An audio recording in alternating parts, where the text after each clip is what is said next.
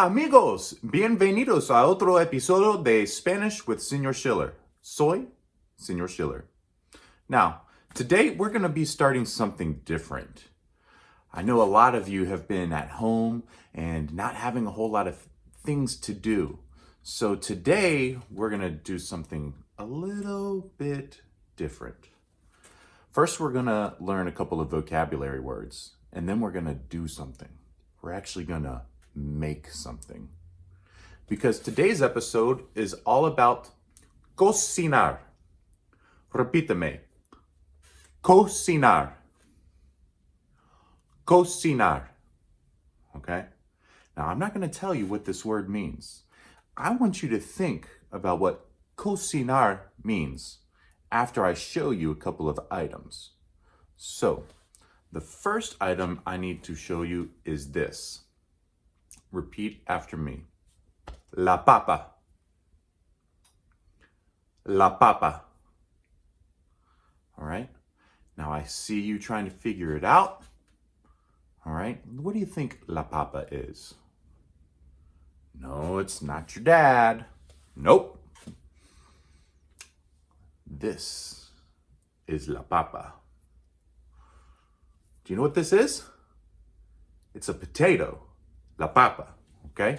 A potato. All right? So, la papa is a potato. Este es la papa. Es la papa. So that's your first clue for cocinar. I think we still need some more clues. All right? Our next item that we're going to learn is la cebolla.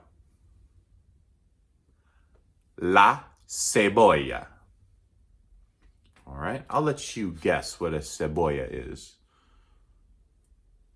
A boy? No, it's not a boy. This is la cebolla. That's right, an onion. An onion. So our first item was la papa, and now we have la cebolla. What could we do? I'm trying to figure out what cocinar means. With la papa and la cebolla. We need at least two more clues. All right. Your next word is el huevo. El huevo. Do you know what el huevo is? Oh, yes. This right here is el huevo. Ooh. That's right. An egg. Egg is el huevo. So we have, repítame, el huevo, la cebolla, and la papa. And we're trying to figure out what cocinar means. Well, there's one last clue, and that is aceite. Repítame. El aceite. El aceite. What is aceite? Well, let's see if I can pick this up. This is el aceite. Yeah, it's oil. And this is a cooking oil. All right, and we're going to be using this today for our special word, cocinar. So what would we maybe do with la papa, la cebolla, el huevo, and el aceite? You think maybe we're gonna cook something? Well, you are absolutely right. Today, I'm gonna show you how to cook one of my favorite dishes, and it's called a Spanish tortilla. And it's made with huevos. Oh, let me get my huevos, papas, cebolla, y el aceite. And I'm going to show you how to cook this today, okay? And maybe, if you show this video to either your mom or your dad or your grandpa or your older brother or your aunt or your uncle, maybe they'll help you and you can make your own tortilla. What do you think? You want to cook with me today? You do? Well, vamos a cocinar. Okay, amigos, let's go. Okay, amigos, ya estamos en la cocina. The kitchen. We're in the kitchen. And we're here because I'm going to show you how to make one of my favorite dishes, la tortilla española, Spanish tortilla. And it's made from papas, cebolla, huevo, and el aceite. So we're gonna gather up all our ingredients. I'm gonna show you what you need to make. I'm gonna show you the tools that you need to make this. And then we're gonna work through the steps together and hopefully make something that's really tasty. All right? To cook the Spanish tortilla, you're gonna need a cutting board, una papa, una cebolla, 6 huevos, mucho aceite, a sharp knife, a large mixing bowl, a small frying pan, and these additional items here.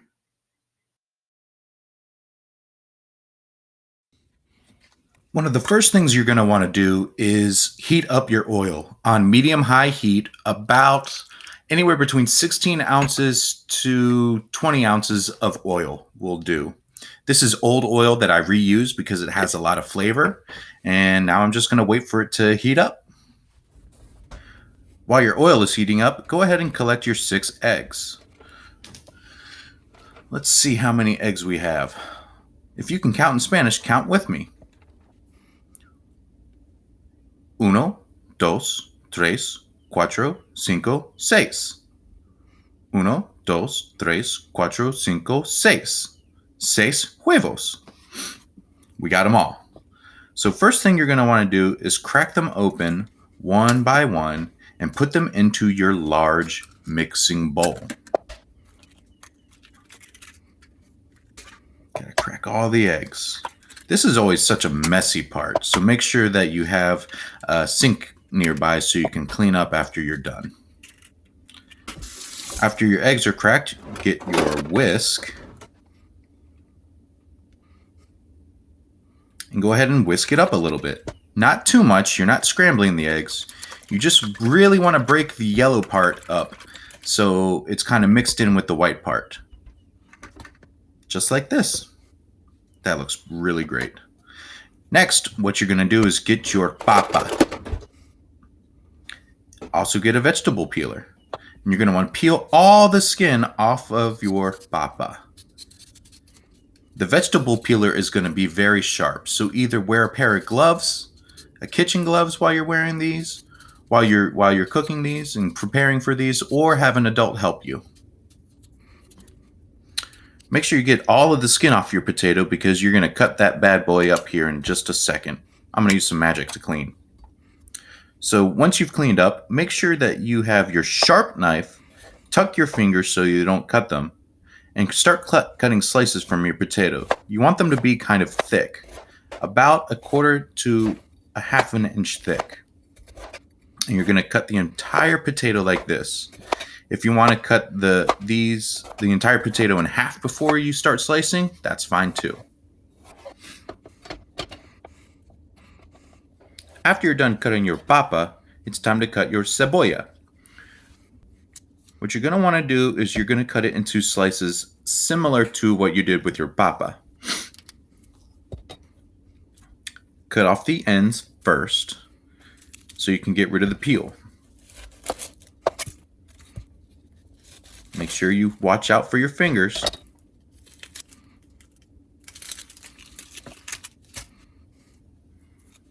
There's always this little skin on it too. I don't know what that's all about. You want to get past the green layers because those parts are hard to eat. I like to cut my onion in half and then cut slices out of that.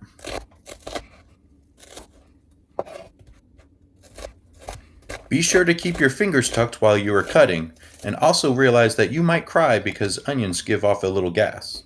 After you're done cutting your cebolla, wash your hands and get ready to transfer the cebolla into the pan. Here you can see we're transferring our onion, our cebolla. You can tell if the oil is hot enough because it will be bubbling around your cebolla. I don't see it hot enough yet. Stirring up everything to make sure it's nice and evenly able to cook. I didn't have enough onion, so I added some more in there. Now it looks better. You can see everything's bubbling and starting to become nice and fragrant and smells really good. I like to stir around the onion just so that it doesn't get stuck to the bottom of the pan.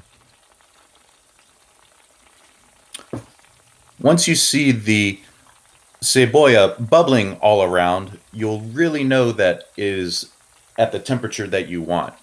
Medium-high heat is definitely best for this piece. After your onions have been cooking for a little bit, I'd say anywhere between 3 to 5 minutes. Give them a good stir, and soon it's going to be time to add our potato, because we definitely want those to be cooked as well.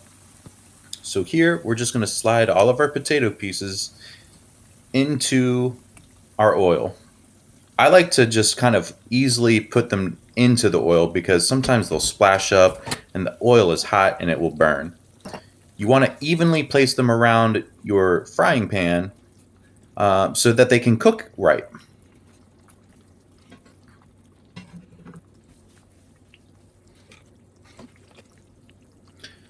If you notice that you don't have enough oil, go ahead and add a little bit more.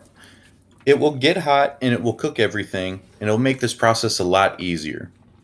Once you have enough oil, make sure everything is covered by the oil and you're good to go.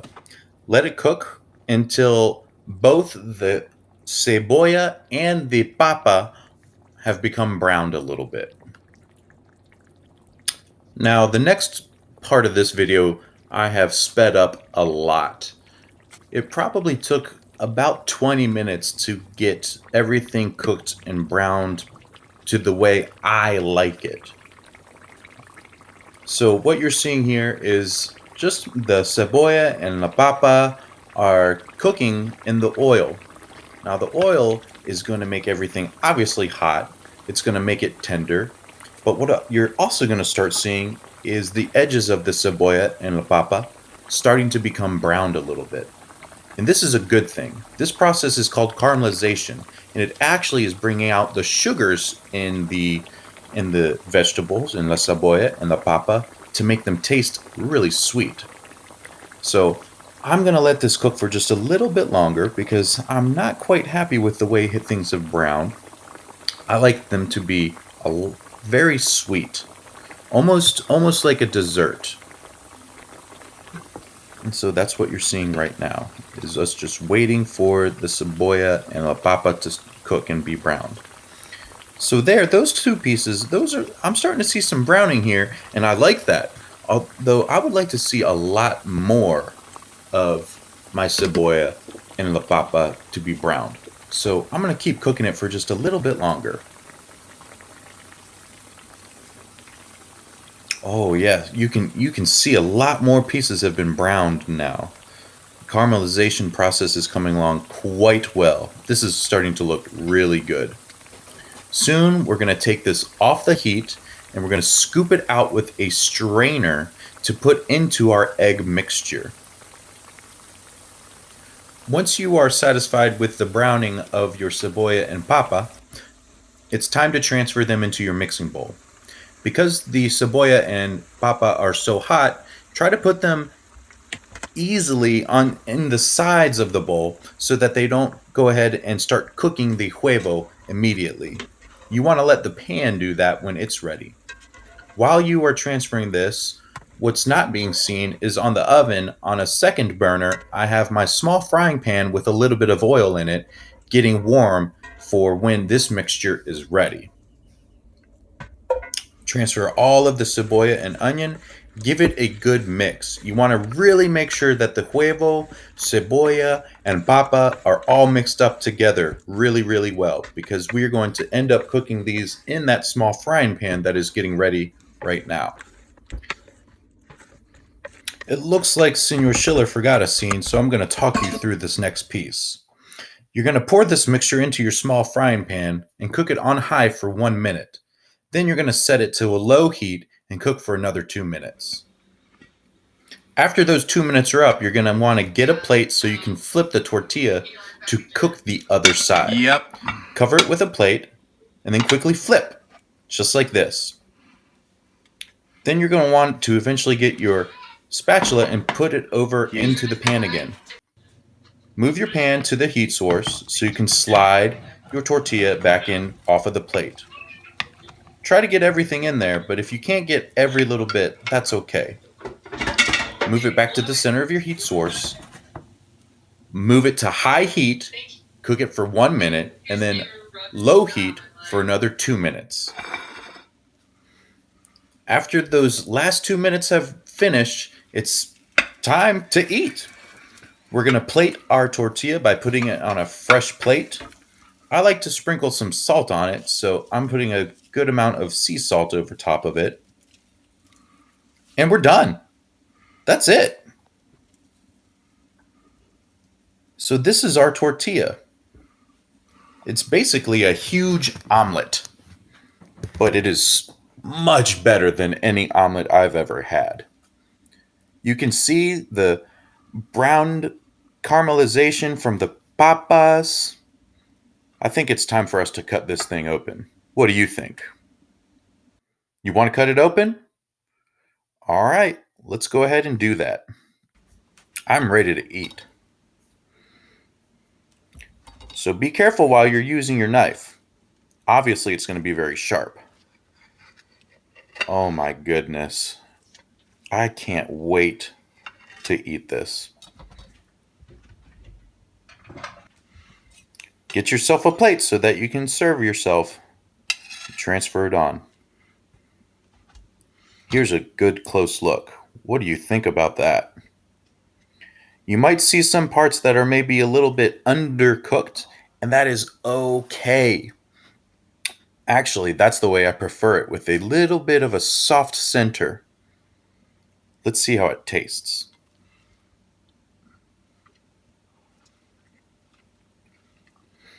Que delicioso. Wow, that's so good. Well, thanks for coming and cooking with me, everybody. Bye-bye. See you next time.